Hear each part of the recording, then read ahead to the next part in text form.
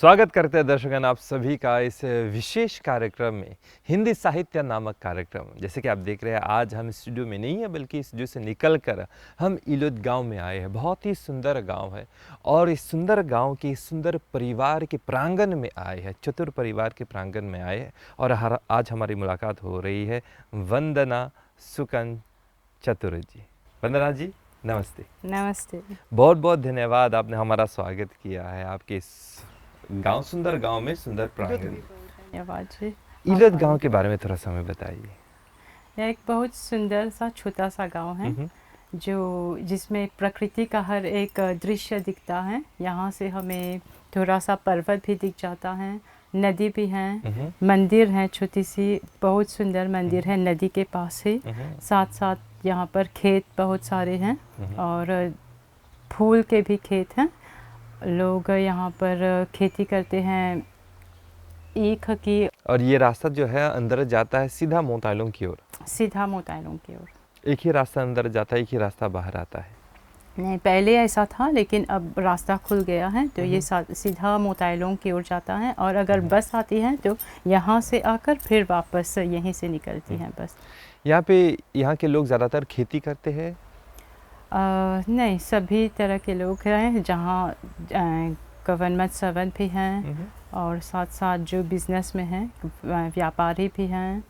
लोग यहाँ के लोग बहुत अच्छे हैं। लगभग सारे जो लोग मिलजुल कर रहते हैं गाँव में। और आप जैसे लोग भी हैं जो पढ़ाई में काम करते हैं, अध्यापक हैं। तो वैसे आप अपने बारे में बताइए।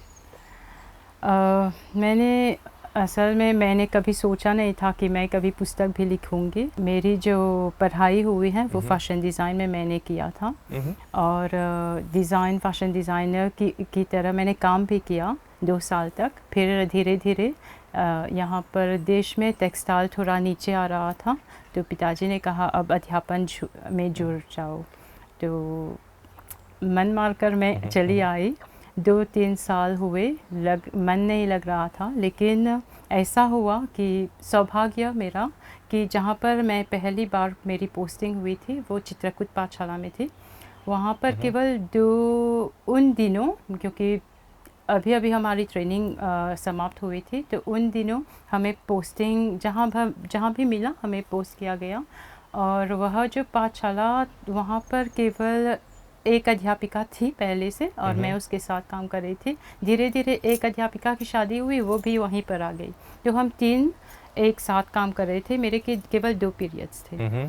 और जब मैं वहाँ के स्टोर में गई, वहाँ पर इतने सारे जो सामग्री थे जिसके साथ हम ड्राइंग्स आदि, चित्र आदि बना सकते हैं।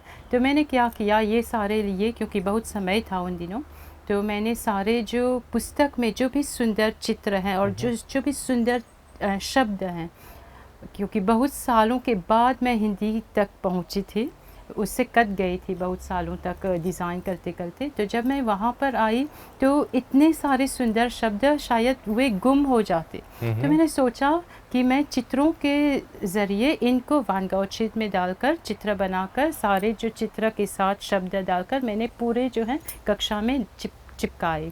तो बच्चे बहुत अच्छी तरह से सीख रहे थे, मन लगाकर। कुछ ऐसे जो जनरल पर्पस वाले अध्यापिकाएं थी, वे कह रहे थे क्यों तुम्हारे बच्चे हिंदी इतना पसंद करते हैं। तो मुझे ही पता नहीं था कि ऐसा ये इन चित्रों के ज़रिए हो रहा है। आगे चलकर हमें कहा गया कि हमें जीपी जनरल पर्पस टीचर की तरह काम करना है ज़ेब स्कूल्स में। तो ज़ेब स्कूल में इतना आसान नहीं था। फिर भी हम गए और मैंने इसी तरह से काम किया कि सारे जो सुंदर चित्र हैं, क्योंकि मुझे ग्रेड 1 की कक्षा मिली थी, फ्रेंच इंग्लिश सब सिखाना पड़ता था बच्चों को और वे थोड़ा कम पर थे। तो इसी रास्ता को अपनाया मैंने, इसी मार्ग को मैंने वैन गॉग शीट में सारे जो हैं शब्द इंग्लिश के, मैथ्स के भी जो भी हैं मैंने चिपकाए और बच्चे सीख रहे थे आराम से। फिर उसके बाद ऐसा हुआ कि मुझे भेजा गया एक पाठशाला में जहाँ पर कक्षा नहीं मिली मुझे।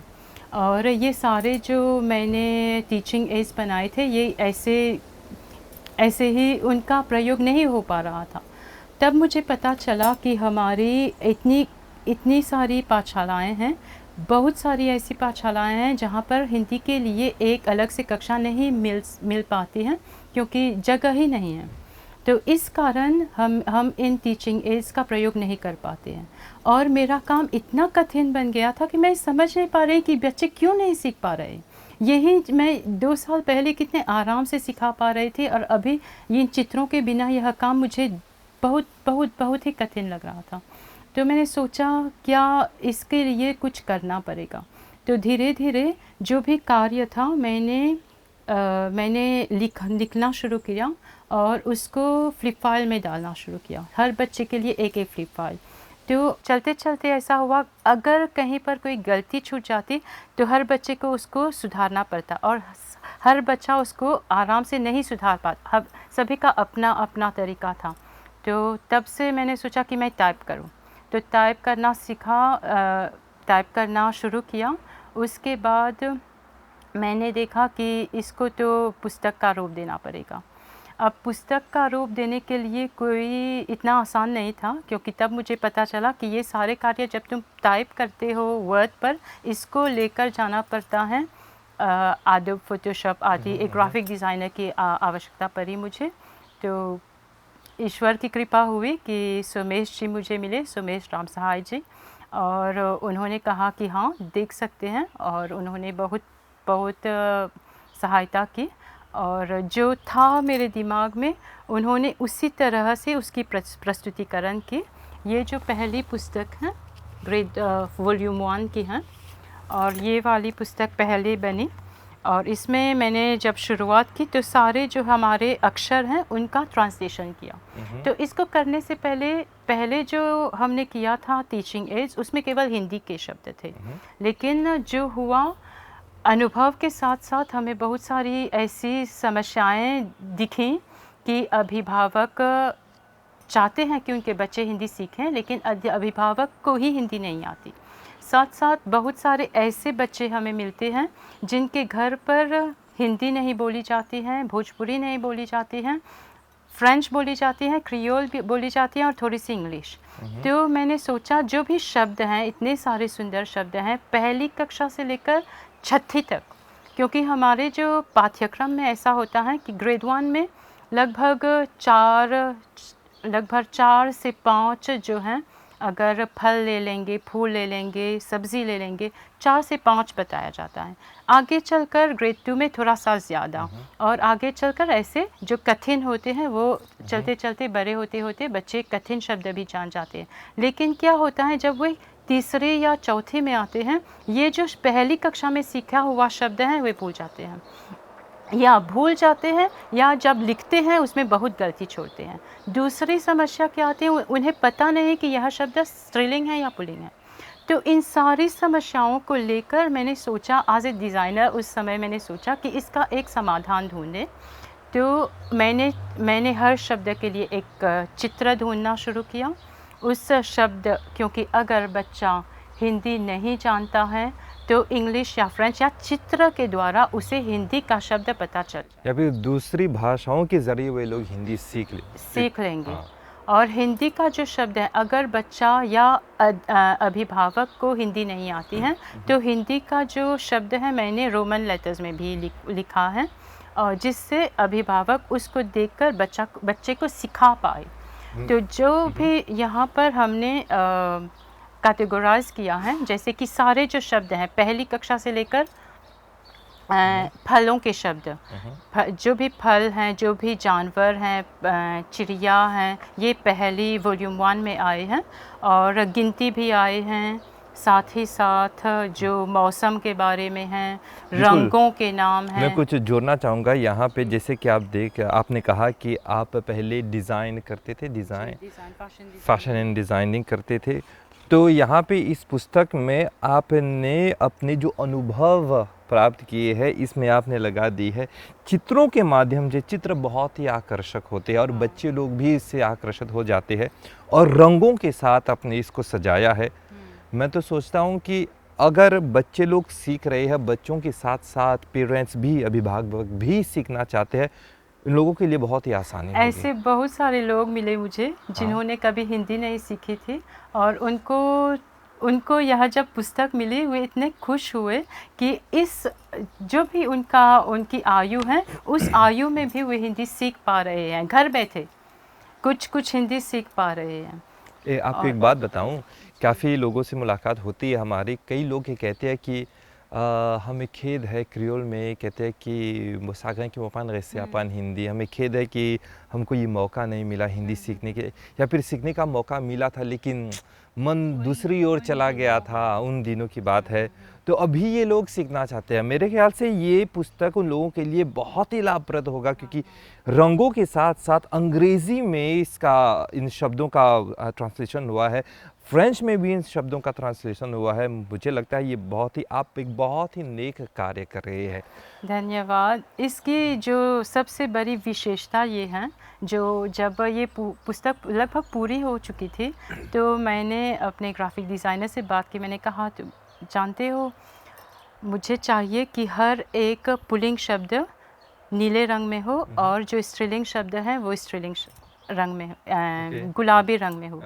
तो उसने मुझे देखा, उसने कहा ये तो काम पूरा। मैंने कहा नहीं, अगर मुझे हिंदी के लिए कुछ करना है और उन बच्चों के लिए कुछ करना है कि उनका काम उनका अध्ययन आसान हो जाए तो ये करना पड़ेगा। मतलब रंग को देखकर पता चल जाता है कि ये स्त्रीलिंग है या पुल्लिंग है। बहुत ही सुंदर। जो भी शब्द हैं, यानी कि अगर लड़का है तो वो नीले रंग में डाला गया है, आप खोलकर देख सकते हैं, और जो स्त्रीलिंग शब्द है वो गुलाबी रंग में हाँ बिल्कुल। और हर एक शब्द के लिए हमने बहुत सारी जो है रिसर्च वर्क किया है, डिक्शनरी लेकर, गूगल को लेकर, जिनको हिंदी की बहुत सारी जानकारी, उनसे पूछताछ करके ही हमने पूरी जो है पुस्तक बनाई है। ना अनार जो है नीले रंग का है, इमली गुलाबी रंग का है, नाशपाती गुलाबी रंग का है। तो आगे चलकर अगर बच्चा तीसरी कक्षा में, उससे एक वाक्य लिखना है कि अनार एक फल है या अनार मीठा है, तो उसको बिना केवल उस रंग को देखकर उसे पता चल जाता है कि अनार पुल्लिंग शब्द है तो अनार मीठा है। इमली नहीं बोलेगा बच्चा इमली मीठा है, इमली खट्टी है या खट्टी मीठी है, तो उसे पता चल जाएगा केवल उस रंग को देखकर।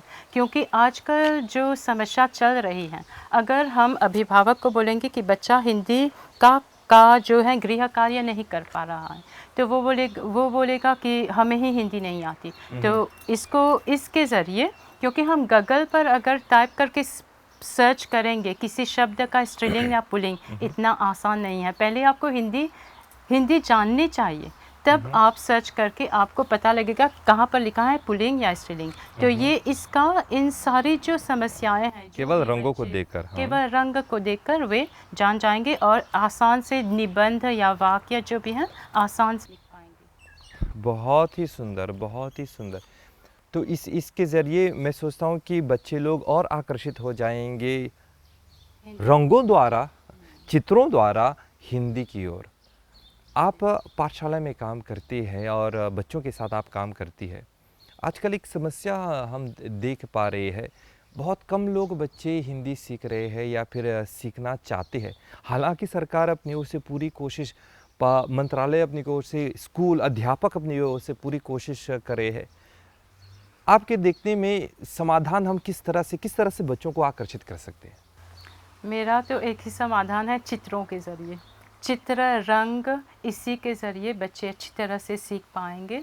और गानों के ज़रिए, कविताओं के ज़रिए, कुछ जो आपने कहा बच्चे कम होते जा रहे हैं हिंदी सीखने के लिए, तो ये समस्या पहले आई है क्योंकि हमारे घरों में ये भोजपुरी जो भाषा है थोड़ा कम हो रहा है। तो पहले ऐसा था कि हर घर में भोजपुरी बोली जाती थी, और जब हिंदी बोलते थे बच्चों के साथ तो उनके लिए इतना आसान, जैसे कि क्रियोली बोल रहे हैं और कोई बच्चा फ्रेंच सीख रहा है, कुछ लगभग समान है।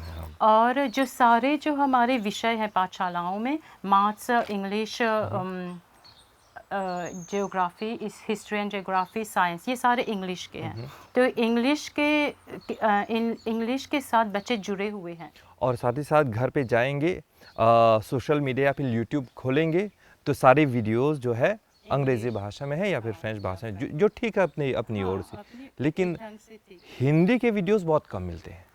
मिलते हैं लेकिन उनकी ओर बच्चे नहीं जाते हैं। क्यों? क्योंकि उन्हें लगता है कि वे सीख नहीं पाएंगे। लेकिन ये मेरा बेटा ही जो कोई गेम खेलता है तो वो वहाँ पर पता नहीं कौन सा गेम है, वह लड़का जो है बैकग्राउंड में हिंदी में बोलता है। तो मुझे बहुत अच्छा लगता है कि कोई है जो हिंदी का जो वीडियो है देख रहा है।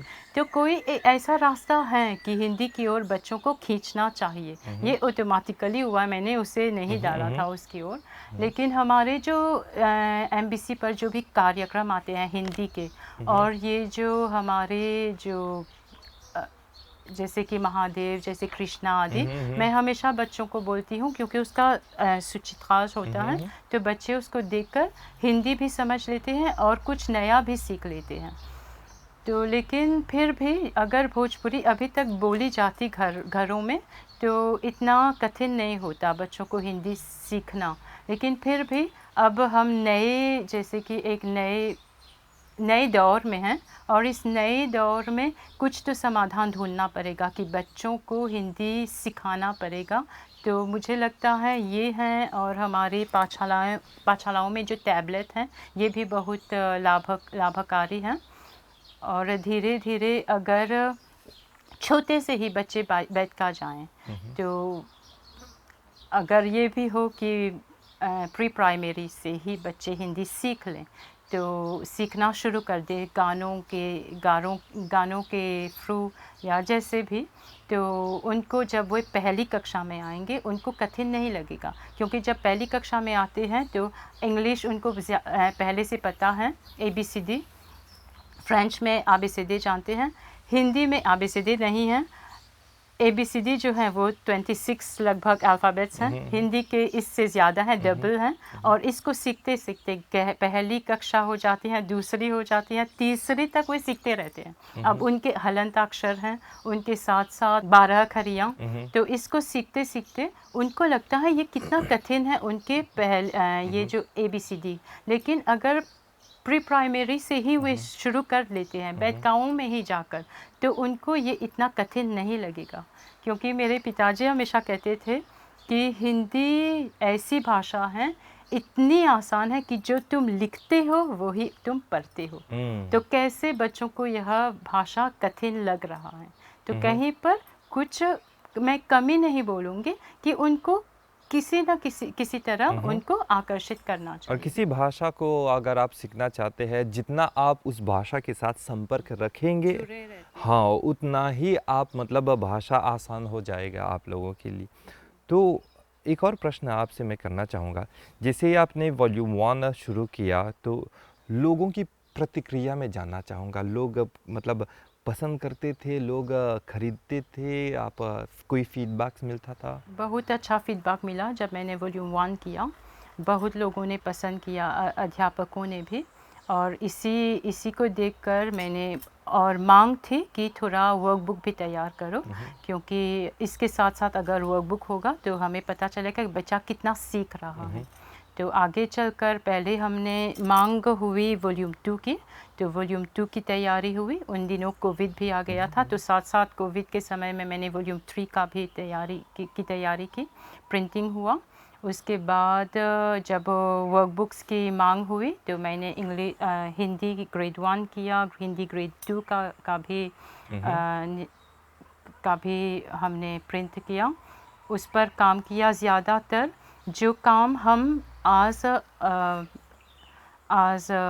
जैसे कि हम अध्यापक जो काम हम कॉपी बुक्स में करते हैं, कॉपी में करते हैं, लाइन निकाल कर एक चित्र बनाकर फिर शब्द लिखते हैं, फिर बच्चा लिखता है, तो समय लगता है। और हमें पर पीरियड्स मिलता है 50 मिनट्स। तो 50 मिनट्स में अगर बहुत सारे बच्चे हैं तो सभी बच्चों को नहीं देख पाते हैं।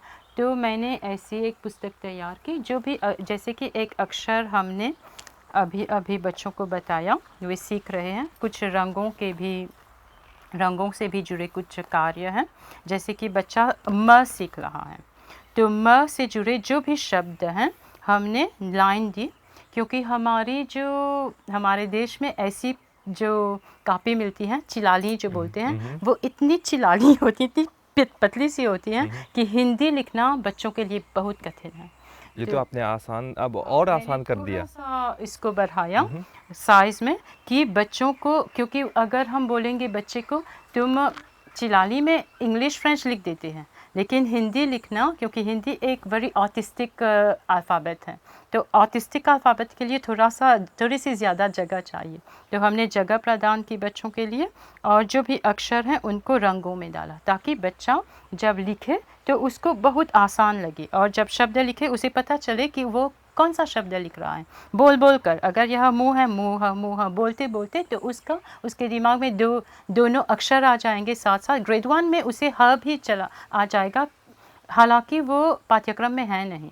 और साथ साथ क्या है, मैंने इसको आउटलाइन दिया है कि बच्चा उसमें रंग भरे, अगर वह थक गया है तो रंग भरते भरते वो इससे जैसे बोर ना हो, भाषा से बोर ना हो, कोई भी रास्ता हो वो सीखता जाए। दूसरी बात क्या है, इसमें अगर ग्राफिक डिज़ाइनर का बहुत सारा काम है, क्योंकि हमारे जो फ़ॉन्ट हैं हिंदी के, अगर एक फ़ॉन्ट लेते हैं तो जो ग्रेड 1 का बच्चा जब वो फ़ॉन्ट वो न लिखेगा तो वो न सही नहीं है, वो न ऐसा है और थोड़ा सा नीचे आता है तो ठीक नहीं रहता है एक बच्चे के लिए। तो हमने 2-3 फ़ॉन्ट मिलाकर यह पुस्तक बनाई है। अच्छा, मेरे ख्याल से आप जितना आपने काम किया है ग्राफिक डिज़ाइनर के साथ, शायद उनको हिंदी अभी आ गई होगी। उन्हें पता नहीं हिंदी की एक भी अक्षर पता नहीं, क्योंकि हिंदी के लिए ग्राफिक डिज़ाइनर ढूंढना जो हिंदी जानता हो बहुत कठिन था। तो बाद में मुझे लगा कि मुझे भारत जाना पड़ेगा, तो भारत जाकर ये नहीं, अभी तक ये केवल ये लेसन हिंदी वाली पिक्चर डिक्शनरी भारत में हुई है। नहीं, मुझे लगता है सारा जो है मैंने ही किया है।